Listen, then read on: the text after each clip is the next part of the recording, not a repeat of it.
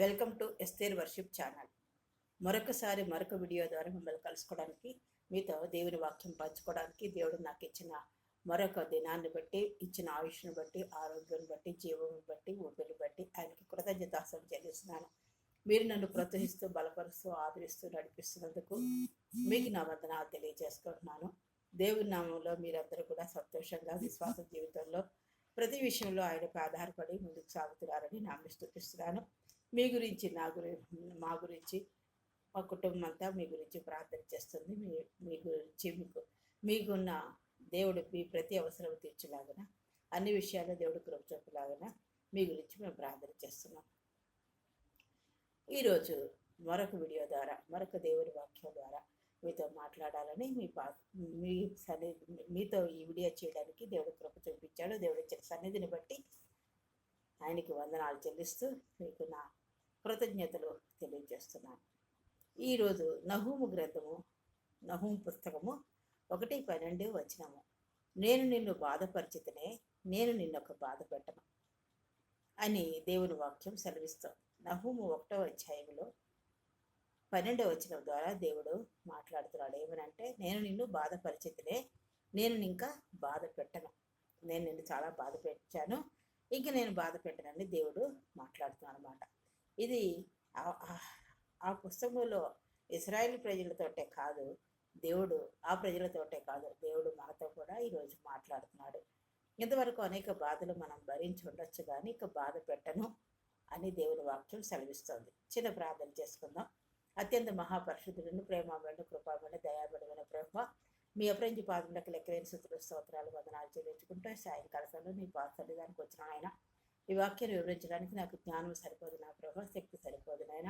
నీ ఆత్మ నడిపింపు దయచేసి నాతో మాట్లాడి, నా ద్వారా వినిచిన వారితో మాట్లాడి, నన్ను మమ్మల్ని విశ్వాస జీవితంలో స్థిరముగా ముందుకు సాగిపోయే కృపని గురించి మీరే సహాయం చేసి మహింపదుని యేసు నామములో ప్రార్థించుకుంటున్నాం తండ్రి, ఆమేన్. ఈ నహూము పుస్తకం అస్పీరియన్ సామ్రాజ్యం మరియు దాని రాజధాని నగరం ఏంటంటే నినివే. దాని యొక్క పతనం గురించి, దాని యొక్క ముగింపు అంటే పతనం గురించి స్పష్టమైన కవితా శైలిలో రచించాడనమాట. ఇశ్రాయేలును అత్యంత దారుణంగా అణిచివేసిన కొంతమంది పతనాన్ని ప్రకటించే కవితల సంకలనం ఇది. ఇశ్రాయేలును అత్యంత దారుణంగా అణిచివేయాలని కొంతమంది ఈ పతనాన్ని ప్రకటించేలాగా ఈ కవితల కొంతమంది పన్నారన్నమాట. ఏమని? ఇశ్రాయేల్ ప్రజలు అత్యంత దారుణంగా అణిచివేయాలని. దాని గురించి ఈ పతనాన్ని, నినివే పట్టణానికి జరగబోయే పతనాన్ని ప్రకటించేదే కవితల సంకలనం ఈ నహూము. దానియేలు, నిర్గమకాండం మరియు యెషయా గ్రంథాలను ప్రస్తావిస్తూ నినివే మరియు అష్షూరు నాశనం దేవుడి చరిత్రలో ప్రతి యుగంలో ఇందులో దానియేలు గురించి, నిర్గమకాండం మరియు యెషయా గ్రంథాల గురించి ప్రస్తావిస్తూ నినివే గురించి, దాని యొక్క నాశనం దేవుడు చరిత్రలో ఏంటంటే ప్రతి యుగంలో ఆయా సమయాల్లో ఎలా పనిచేస్తాడో దానికి ఉదాహరణలుగా ఈ పుస్తకం చూపించబడుతుంది అన్నమాట. ఇది నహూము పుస్తకం. నహూము అనగా ఓదార్పునిచ్చేవాడు అని అర్థం. నహూము అంటే ఓదార్పునిచ్చేవాడని అర్థం. పరిశుద్ధ గ్రంథంలో ఇది ఒక చిన్న పుస్తకం. ఇందులో ఈ ప్రవచనాలు హీబ్రూ బైబిల్ పాత నిబంధనలో నమోదు చేయబడ్డాయి. ఈ అష్షూరు సామ్రాజ్యం మరియు దాని రాజధాని ఏంటంటే నినివే పట్టణం అని చూసుకున్నాం. నినివే పట్టణం. దీని గురించి నహూము దర్శనం వచ్చింది. దేవుడు దర్శనంలో దాని యొక్క పతనం గురించి చెప్పినప్పుడు నహూము ప్రకటించాడు, ప్రవచించి ప్రకటించాడు. నహూము పుస్తకం అష్షూరు, ఇది ఇశ్రాయేలీయులను హింసించిన ఒక శక్తివంతమైన సామ్రాజ్యం యొక్క పతనాన్ని ప్రకటించబడింది. ఈ పుస్తకం ఏంటంటే అష్షూరు ఇశ్రాయేలీయులను హింసించిన ఒక శక్తివంతమైన సామ్రాజ్యం యొక్క పతనాన్ని ప్రకటించేదని ముందే 2-3 సార్లు చెప్పారు. ఇది 614 BC కాలంలో అస్పీరియా శక్తి అత్యున్నత స్థాయిలో ఉందన్నమాట. ఇది ఎలాగుంది? చాలా అత్యున్నతమైన ఉన్నత స్థానంలో ఉన్నప్పుడు దీని నహూము తన ప్రవచనం చేశాడు. ఏమనంటే, అష్షూరు 612లో నినివే పతనానికి పతనం జరుగుతుందని ప్రవచించాడు అనమాట. ఈ 612లో నినివే పతనం జరుగుతుంది అని అతను ప్రవచించి ఉండవచ్చు అని చరిత్రకారులు చెప్తున్నారు. మరియు దాని రాజధాని ఇంకా ఏంటి, దాని ఉచ్చ స్థితిలో ఉంది, 612లో పతనం జరగచ్చు అని చెప్పి నినివే పట్టణాన్ని గురించి ప్రకటించినట్లుగా మనం చూస్తాం. ఇది దాదాపు 612, 615 మధ్యలో జరిగిందని చెప్తూ ఉంటారు చరిత్రకారులు.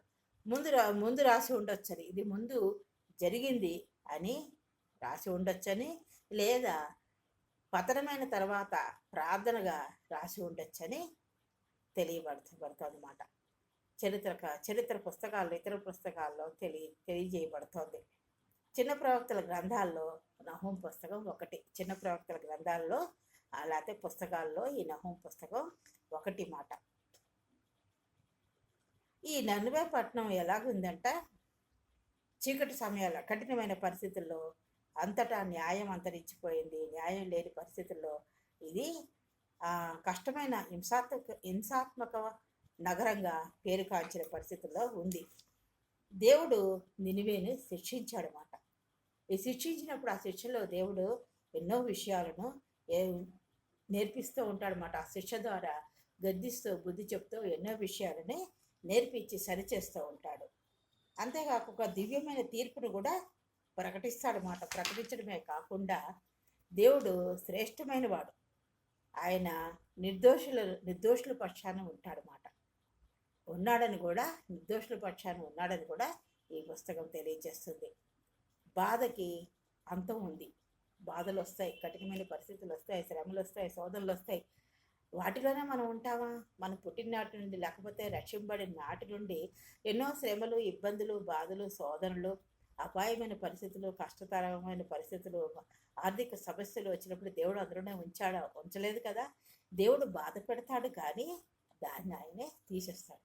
అందుకే యోబు అంటాడు, గాయం చేయవాడు నేను, గాయమును కట్టువాడు నేనని. ఈ బాధకి అంతం ఎప్పుడు ఉంటుంది అని మనం అనుకుంటాం, నిరాశపడిపోతాం, నిస్పృహలో ఉంటాం, ధైర్యాన్ని కోల్పోతాం, నిబ్బరంగా ఉంటాం. అలాంటి పరిస్థితుల్లో దేవుడు ఏం చేస్తాడు, శిక్షిస్తాడు కదా. శిక్షలో మనలో ఏమైనా ఆయస్కరమైనవి ఉన్నాయేమో, మనం విడిచిపెట్టుకునేవి ఏవైనా ఉన్నాయేమో, అవన్నీ విడిచిపెట్టుకునేలాగా మన దేవుని ప్రార్థన వైపు తిరిగి ప్రార్థిస్తూ ఏవేవి ఉన్నాయి ప్రభువా అని ఆయన్ని నీకు ఆయస్కరమైన మార్గం అయిందన్నదేమో తీసివేయి ప్రభువా అని ప్రార్థన చేసుకోవడమే కాకుండా దీని ద్వారా నాకేం నేర్పిస్తున్నావు అని అది కూడా మనం అడుగుతూ, అంత మాత్రమే కాకుండా అన్నిటికంటే ముందుగా ఆయన స్తుతిస్తూ, ఆయన చెయ్యని వాటి గురించి కాదు, చేసిన వాటిని బట్టి ఆయన స్తుతిస్తూ, గణపరుస్తూ, ఆయన హెచ్చిస్తూ, ఆయన కృతజ్ఞతాస్తులు చెల్లిస్తూ ఉన్నప్పుడు మనకి ధైర్యం వస్తుంది, నిబ్బరం వస్తుంది. దేవుడు మనకున్నాడు, మన ఈ దీని ద్వారా నాకు ఏదో మేలు అద్భుత కార్యం చేయబోతున్నాడని మనం తెలుసుకుంటాము. దేవుడు అట్టి ప్రకారంగా నా బాధలోనే, ఆ శోధనలోనే, ఆ కఠినమైన పరిస్థితుల్లో ఉంచడమాట. ఆ సమస్య నుండి ఆ సమయంలో మనం ఎన్నో నేర్చుకుంటాము. ఆ శిక్ష వల్ల మనకి ఎంతో ప్రయోజనం ఉంటుంది. తర్వాత దేవుడే ఆయన ఆ శిక్షను తొలగిస్తాడు, గొప్ప కార్యాలు చేస్తాడనమాట. శ్రమ ద్వారా మనం పరీక్షింపబడితేనే మనం ఏమవుతాం, ఆయన స్తుతించి ఆయన గురించి సాక్ష్యం ఇస్తాం. అప్పుడు ఏం చేస్తాం, శ్రమ ద్వారా మనం పరీక్షింపబడతాము, నిలబడతాము. ఎన్నో ఆయన స్తుతించి ఎంతగానో ఆయన హెచ్చించి ఆయన గనపరిచినప్పుడు ఇది ఒక సాక్ష్యంగా మనకు ఉంటుంది. దీని ద్వారా ఎన్నో మేలు చేస్తాడు. ఆ మేలుని మనం ఇతరులకి సాక్ష్యంగా చెప్పినప్పుడు ఆయన్ని మహిమపరచబడతాడు. ఇతరులు కూడా వాళ్ళు కూడా దేవుడి గురించి తెలుసుకోగలుగుతారు. అషూరు మరియు బబులోనులో ఉదాహరణగా ఈ పుస్తకం రాయబడిందని మనకి తెలిసింది.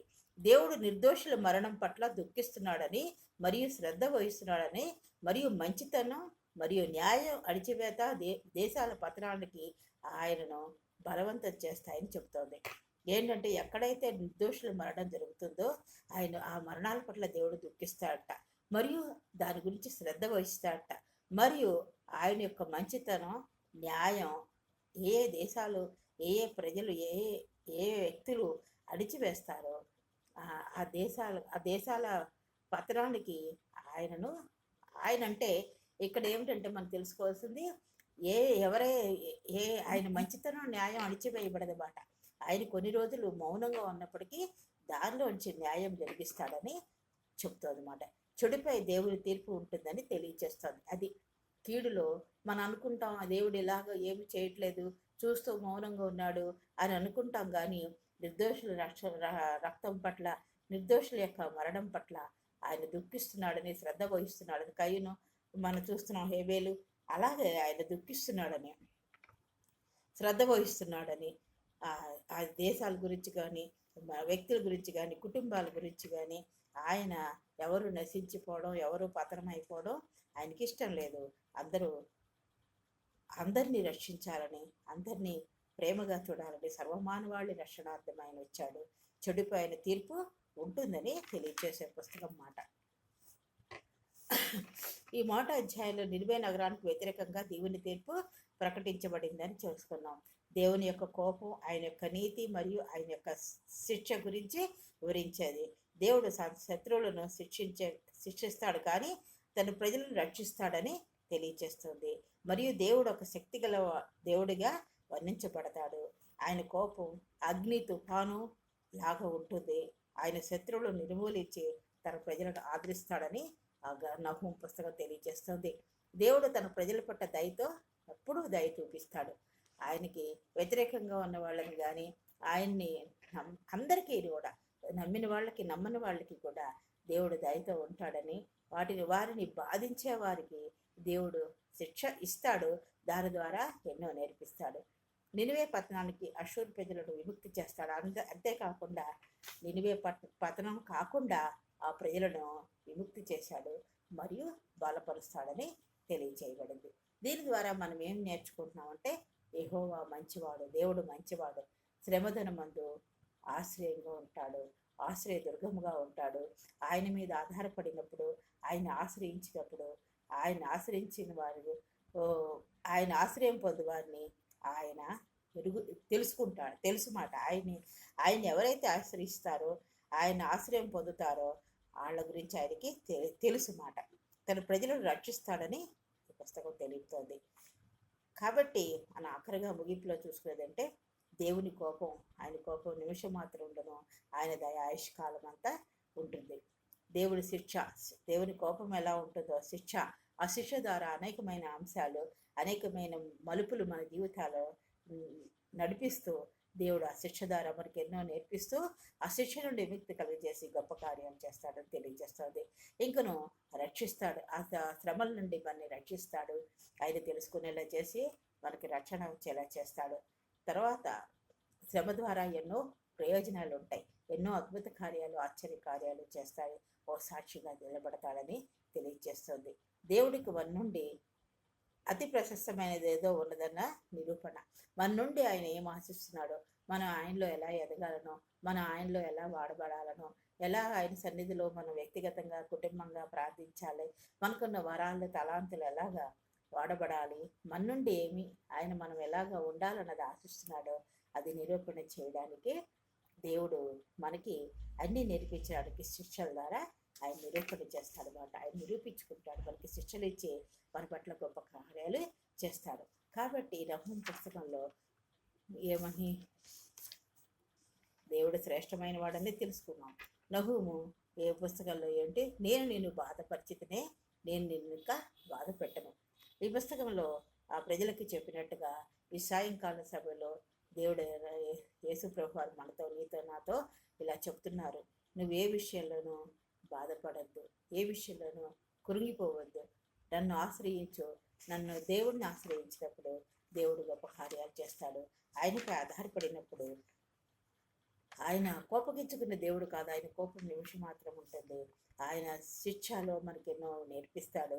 ఆయన ప్రతి విషయంలోనూ మనం రక్షించి ఆదరిస్తాడు. దాని ద్వారా, శ్రమల ద్వారా మరి ఎన్నో ప్రయోజనకరమైన ఆశీర్వాదాలు దాగి ఉంటాయి. కాబట్టి ఆశీర్వాదాలు పొందుకునేలాగా మనందరం ముందుకు సాగిపోదాం. దేవుడి వాక్యం దీవించుగాక. కాబట్టి మనం దేవునిపై ఆధారపడాలి, నిరాశ నిస్పృహలు తీసివేయాలి, నిబ్రంగా ఉండాలి, ధైర్యంగా ఉండాలి. దేవుడు మనకు అండగా బండగా కోటగా ఉన్నాడు. ఈ శిక్షణ సమయంలో నాకు అనేకమైన నేర్పిస్తున్నాడు. నేను ఆయస్కరమైన మార్గం ఉన్నదేమో, నన్ను నేను పరీక్షించుకుంటూ ఆయనలో ముందుకు సాగిపోవాలని మనం ప్రార్థించుకుంటూ నిబ్బరం కలిగి ధైర్యం కలిగి దేవుళ్ళు ముందుకు సాగిపోవాలి. దేవుడి వాక్యం దీవించగాక.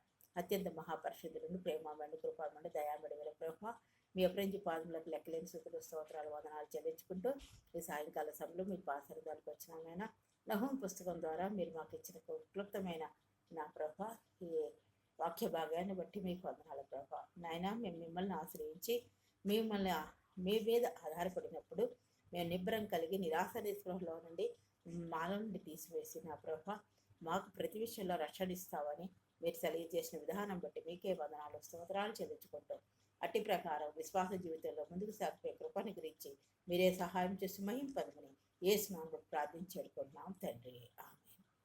నన్ను ప్రోత్సహిస్తూ బలపరుస్తూ ఆదరిస్తున్నందుకు మరొకసారి మీకు నా వందనాలు. నా గురించి, నా కుటుంబం గురించి, మా అందరి గురించి ప్రార్థన చేయండి. దేవుడు మిమ్మల్ని అందరినీ దీవించును గాక.